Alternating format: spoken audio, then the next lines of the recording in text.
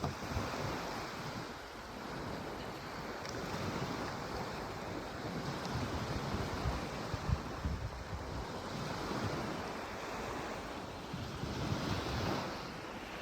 guys, we are in Tioman Island in the South Pacific, in the South China Sea. This island is close to Peninsula Malaysia and consists of a tropical forest interior with some lovely beaches, which I'm going to turn to in a minute. These islands don't have the Malayan tiger, which is the apex predator in Peninsula Malaysia, and they don't have the Sunda clouded leopard, which is the apex predator of Malaysian Borneo. But they do have the Malaysian king cobra, which is a formidable species. Very long, longest snake in the world, longest venomous snake in the world. They also have the longest snake in the world, which is the reticulated python, which can grow often above 5 meters, even 6 meters.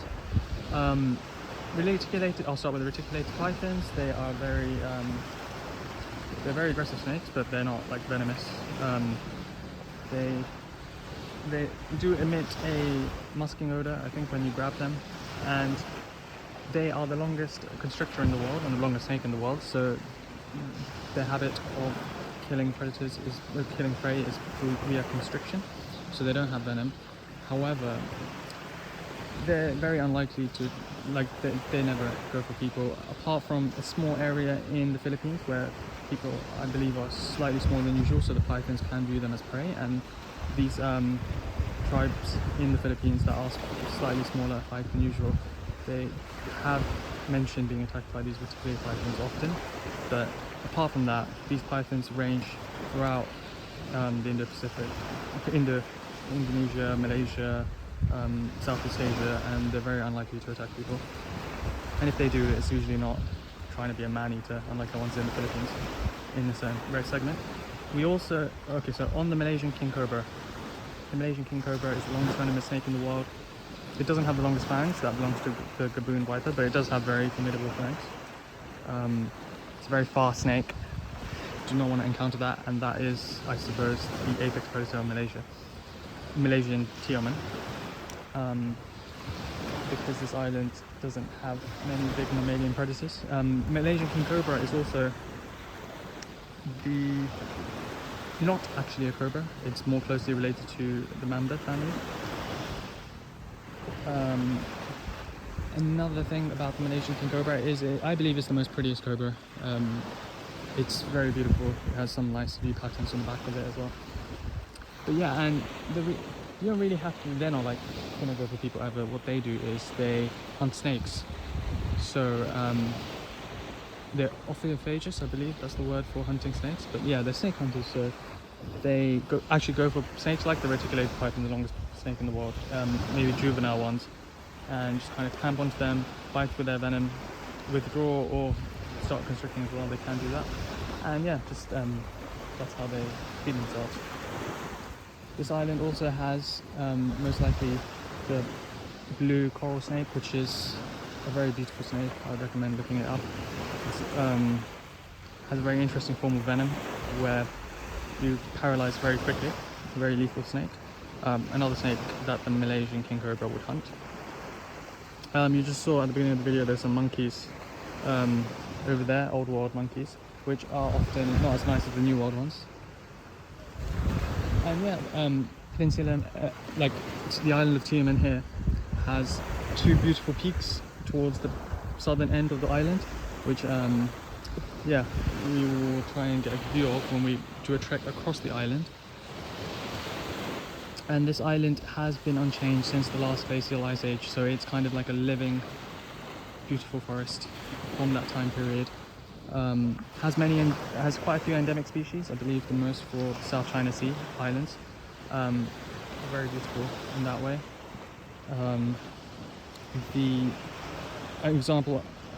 Other things that you can find in Tioman are the Rafflesia flower. I hope I said that right. It's a genus of flowers which are the largest in the world, and one of those species can be found in Tioman Island here. Hopefully, inshallah, we'll find it tomorrow. And yeah, in terms of the interior, as I said, beautiful beaches on the coast, and then a very beautiful rainforest in the middle. And now we're just going to switch over to the ocean and talk a little bit about what you can find in the ocean here. You can see some rocks over there, very beautiful boulders, often where you can find crates in these kind of rocks, so sea crates. So you have the yellow-lipped sea crate, which is in the Indo-Pacific region. The Indo-Pacific region actually hosts almost all the sea snakes, apart from the most aquatic one, which is the yellow and black sea snake, which inhabit pretty much all oceans at the equatorial region, apart from the Atlantic Ocean, which is safe. But yeah, so sea crates and sea snakes, they are pretty much, apart from that one anomaly, native only to this Indo-Pacific region, and I can understand why, because it's very beautiful and the water is so warm, and we'll talk a little bit more about why they love it here in a minute. So yeah, we have rocks there, very interesting species, lagoon animals there, invertebrates especially. And now we're coming to the water.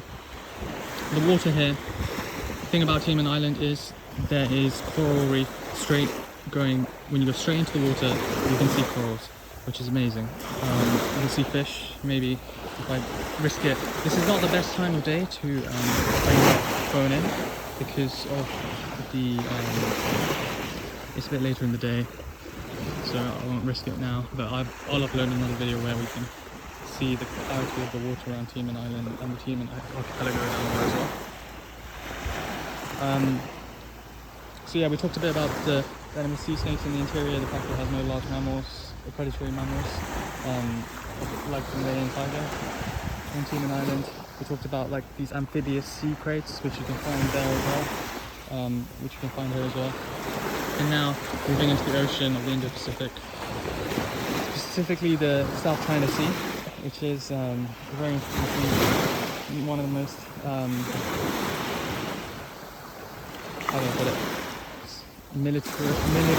militarily strategic centers of the world. You have massive global superpowers playing for power in the South China Sea, often seen as the most likely area to start World War III. Shame though, but it's really beautiful. And looking into the ocean now, this is some of the clearest waters I've ever seen, especially down there on the islands. Then they have Ringgit's Island there as well, to do for snorkeling and diving. I done some snorkeling over there today, and amazing coral reefs here. So basically, when you walk into the ocean, you literally come across coral reefs right there, and plenty of fish just swimming around, which is amazing, absolutely amazing. With the coral, there is a, I would say, probably the most biodiverse coral reefs in the world are in the Indo-Pacific, going all the way up to the Great Barrier Reef at that point. These waters, so we're quite close to the Coral Triangle, or we're inside it. I think we're just quite close to it, which is some of the most biodiverse areas around, like the Great Barrier Reef. The reason sea crates are so abundant here in the Indo-Pacific, and the reason I was going to allude to later, was the fact that in the Indo-Pacific you have plenty of coral reefs, plenty of moray eels and all of that like, and these aquatic snakes, they are quite slow, however, and they're not very good at catching fish, so they have to go for eels and the like, because that's pretty much all they can catch in terms of their speed. And snakes, the thing with snakes, and another reason why the king cobra hunts snakes, is it's very easy for snakes to eat something. It's very easy for snakes to eat something that is the same body shape as them. So that's often why you find snake species hunting animals that look very similar to them, or other snakes, and being ophiophagus. Tioman Island also has, this area in the Indo-Pacific also has the most venomous fish in the world, which is the stonefish, which is, it looks like an innocent harmless fish that lives at the bottom of the water. However, on its fin, it has on its dorsal fin, I think, it has a spine, which it uses to inject venom on anything that steps on it or anything that comes on it from above. So there have been fatalities because of the stonefish, but you're very unlikely to encounter it here. I've been in this water, and yeah, there's plenty. I mean, it's not the most, it's quite a isolated island, pretty much no one is here. Very few tourists, as you can see, since we've been talking. Almost non-existent. But yeah, I mean, it does exist in these waters. So these waters also have pufferfish, which are a form of venomous fish sometimes, and the most venomous creature in the world, which is the fox jellyfish, which I believe I just saw while swimming over there. Especially during the night, they come out. Very small jellyfish, only about roughly this size, but very venomous. The most venomous creature in the world. As long as you know what you're doing, you shouldn't encounter them. These jellyfish, they often bloom around times of July and August, I think, in this area, so thankfully not so many right now. What else do these waters contain? So, as you can imagine, these waters are incredibly diverse. Parrotfish, beautiful fish, which we saw today while snorkeling. They literally eat the corals, so they're one of the only predators that actually seriously damage the corals when they're eating, because a lot of fish, they just pluck at the coral, the living coral at the top of the coral. And yeah, so this is Tioman Island in the South China Sea, where we are. Very beautiful rainforest, loads of endemic species, due to it being from the last glacial ice age, as I mentioned, for an island of this size. Often called Asia's Galapagos, I believe, and incredibly hot. This is not as beautiful as it has been today, even though it's so beautiful. It was more beautiful earlier today, so I'll upload some videos of that. And yeah, just feel free to ask any questions, anything you want to know about. I specifically focused on venomous creatures here today because there's the land and sea venom and poison going on.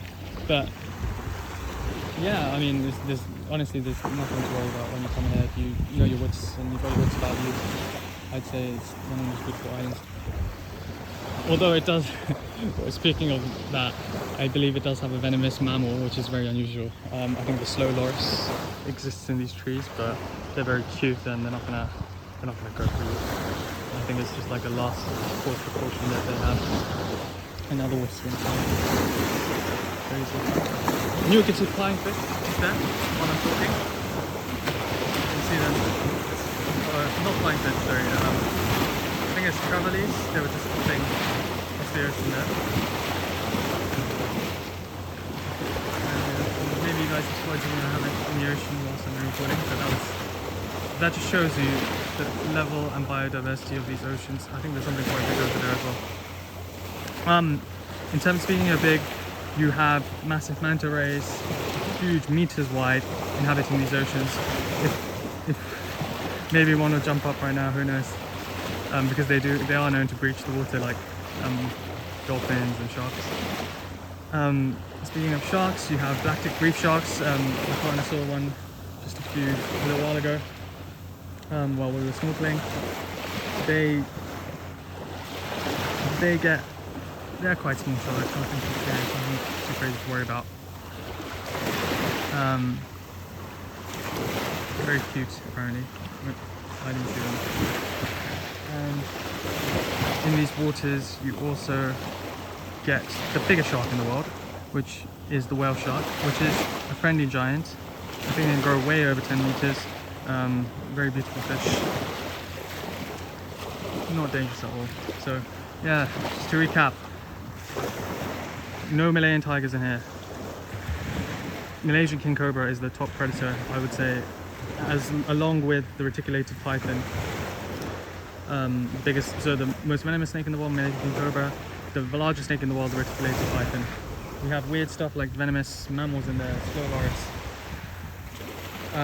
Here we have sea snakes and sea crabs that inhabit the rocky shore down there. We have the most venomous creature on the planet, the box jellyfish, inhabiting these waters in the Indo-Pacific. We have the yellow-lipped sea crate, which dips in every now and then to eat eels. We have the most venomous fish in the water, which is the stonefish. And yeah, crazy stuff. So wherever there's beauty, I guess there's always danger. So just keep that in mind, guys. And look forward to speaking soon. And hopefully, inshallah, the next video is going to be of the rainforest of Tioman Island, and we're going to look for some endemic species. I wanted to record the snorkeling earlier today, but it was just that the camera was not working, the underwater camera, so I'll try and put some videos up of what I got whilst walking into the water earlier today, where it was a bit clear. And now is not a good time of day, I guess, to walk into the water due to the box jellyfish and the light rising up. But yeah, alright, everyone take care.